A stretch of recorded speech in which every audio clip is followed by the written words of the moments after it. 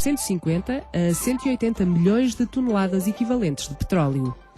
Já vimos que não temos floresta para satisfazer as necessidades de biomassa das várias indústrias deste setor. Fica agora uma outra dúvida. Haverá bonificação suficiente para incentivar toda a energia renovável a que Portugal se compromete a chegar? Analisemos quem paga e quem fica de fora nesta fatura. O novo diploma, que regula o concurso de atribuição de licenças para a produção de energia através da biomassa, alterou o chamado coeficiente Z. O valor anterior atingia os 8,2 e agora chega aos 9,6. Mas não é um atributo que seja dado sem qualquer contrapartida para quem quiser beneficiar dele. O próprio diploma, e conforme aquilo que eu referi, que é uma das vantagens da produção da biomassa florestal, é esta dinamização do mundo rural. Ele implica que quem quiser beneficiar dele, para além de ter que ter a central em funcionamento até de dezembro de 2013, salvo se a mesma for passível de avaliação de impacto ambiental, tem que também ter obrigações ao nível de registros de produção de biomassa florestal, organização em termos de planos de sustentabilidade a 10 anos, portanto, obriga, de certa forma, a contribuir para a planificação do tratamento e da certificação da floresta, como é óbvio. Vamos ver como ficou distribuída a remuneração da energia a partir da biomassa. A biomassa florestal residual em centrais dedicadas pode atingir tarifas médias de 107 a 121 euros o megawatt-hora. O coeficiente multiplicador do tipo de biomassa e da tecnologia empregue que seja a mais eficiente pode ir entre os 8,2 e os 9,6 e é um valor indexado a 25 anos, valor que irá evoluir, como ouviremos Paulo Preto dos Santos explicar mais à frente. Ficam os valores de biomassa animal, com uma central já licenciada em Portugal, e deixamos o valor de referência da queima de resíduos sólidos urbanos, que encontram também uma remuneração, ainda que a um coeficiente inferior.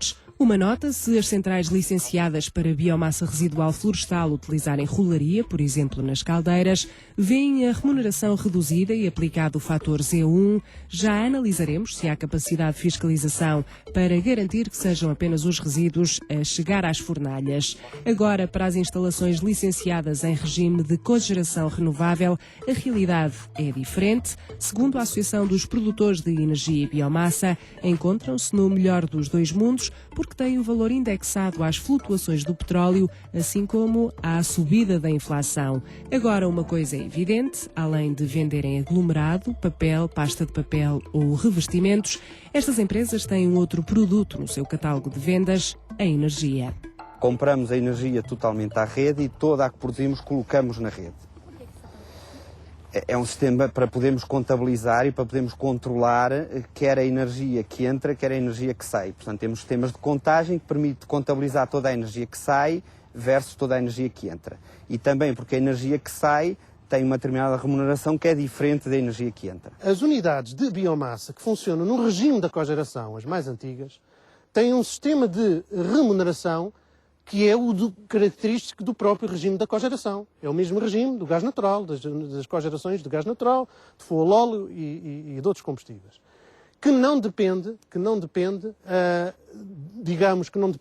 Há uma afetação pequenina do índice de preço ao consumidor, mas é pequena, mas que depende fundamentalmente do preço do crudo. Ou seja, a remuneração de todas as instalações que estão em cogeração é feita por uma fórmula que depende de um cabaz, ou que depende de um crudo, do petróleo. E isto quer dizer o quê? É que quanto mais alto o petróleo está, mais alto está a remuneração que é dada a estas indústrias. Muitas indústrias do nosso país fecharam, e daí, ao fecharem, também reduziu-se a necessidade do seu consumo térmico. Já não há necessidade. Eu considero, como cidadão português, que uma cogeração que não está a usar a energia térmica e que está a injetar energia elétrica para a rede é lesa pátria. E aqui coloca-se uma outra questão bem polémica: quem contribuiu para o chamado pagamento do déficit tarifário? O déficit tarifário para ele contribuem não só as energias renováveis, mas também a cogeração. Metade quase é a cogeração. E O que não pode ser, o que já é mais discutível é quando a realocação desses custos é feita só nos consumidores domésticos.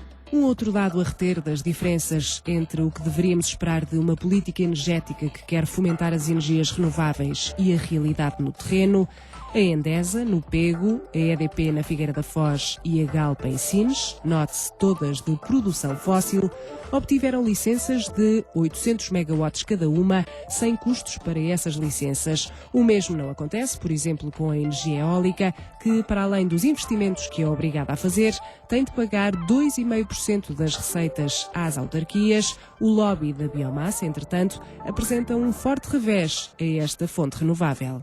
Quando há uma demanda do consumo menor, o peso da energia renovável de caráter imprevisível pode já não ser remunerável. Ou seja, o que acontece é que, a essa hora, a energia elétrica, o preço da energia elétrica na rede é baixo, pode caminhar para zero, como já aconteceu, e as fontes de energias renováveis a essas mesmas horas estão a ser remuneradas a essas taxas de remuneração. O Decreto-Lei número 5/2011, de 10 de janeiro, aponta vários deveres aos produtores de centrais de biomassa florestal, dos quais destacamos um sistema de registros que identifica a fonte da biomassa e um plano de ação para o aprovisionamento que seja apresentado à Autoridade Florestal Nacional num prazo de 6 meses depois do arranque da exploração da central. Mas também um plano de ação a 10 anos que permita 30% do abastecimento estar ligado a concursos de promoção florestal, incluindo, nomeadamente, biomassa florestal residual, biomassa agrícola e agroindustrial, biomassa oriunda de resíduos e instalação de culturas energéticas dedicadas. Cada produtor, diria eu, tem um preço de acordo com o momento em que arrancou. Daqui a 3 anos, o primeiro vai ter uma tarifa superior àquele que arranca só 3 anos a seguir. É assim que está a lei. Não foi modificada nesse aspecto e ela permanece assim. No caso das unidades de biomassa que já existem dedicadas, ou seja, em regime de renováveis, não é em cogeração, não é no regime de cogeração, é em regime de renováveis, elas estão ainda sobre a tarifa anterior, mas, vejamos, a sua concorrência são as centrais que vão ser desenvolvidas, que vão ser construídas.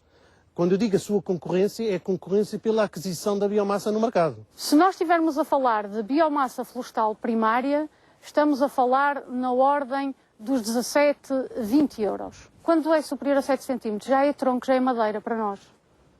Ok? E que é vendida a? E que poderá ser vendida a 30 euros, 35, eventualmente 40 euros.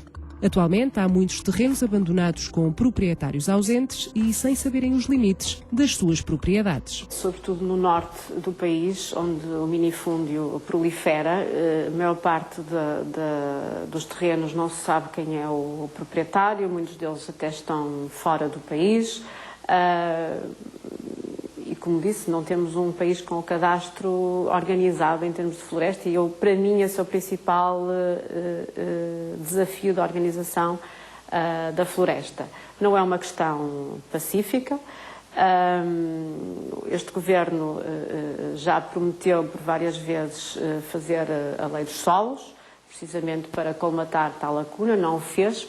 Admito que realmente o problema não é de fácil resolução, mas vai competir aí a um cruzamento de interesses entre o promotor da central, as autarquias, as associações florestais. Estas centrais também vão consumir os resíduos da exploração florestal. E os resíduos da exploração florestal pressupõem que existe o quê? Que existem serrações a funcionar, que existe uma economia neste país a funcionar, que existe uma indústria dos aglomerados a funcionar, que existe uma indústria da pasta do papel a funcionar. É preciso que toda essa economia funcione para existirem esses resíduos. E esses resíduos, se ficarem na floresta, aumentam o potencial de incêndios. Esta biomassa toda pode chegar às unidades industriais, às centrais de biomassa, de duas maneiras.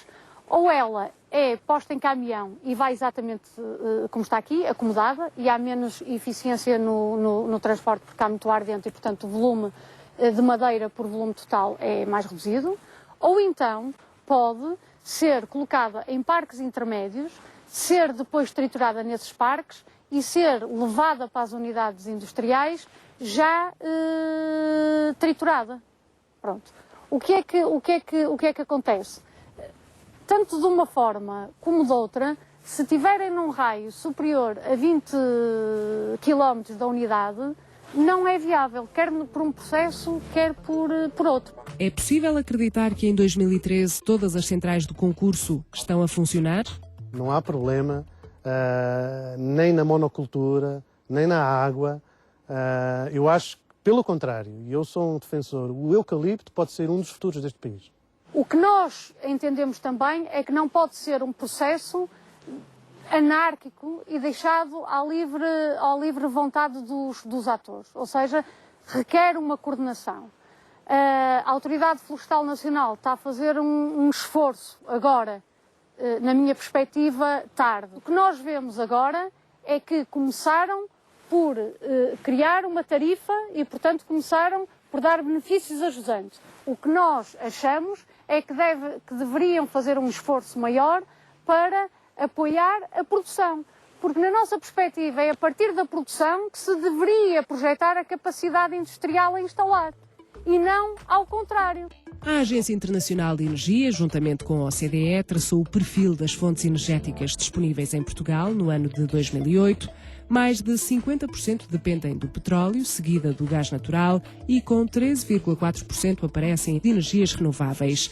A independência energética portuguesa é um assunto de Estado, mas como vimos neste programa, nem todas as vias são sustentáveis. Acreditarão os promotores da biomassa que Portugal tem água sem fim para regar os pomares energéticos de norte a sul do país? Ou trata-se apenas de vender energia cara à rede e comprá-la barata? Demagogia, ambiente ou pura e simplesmente business?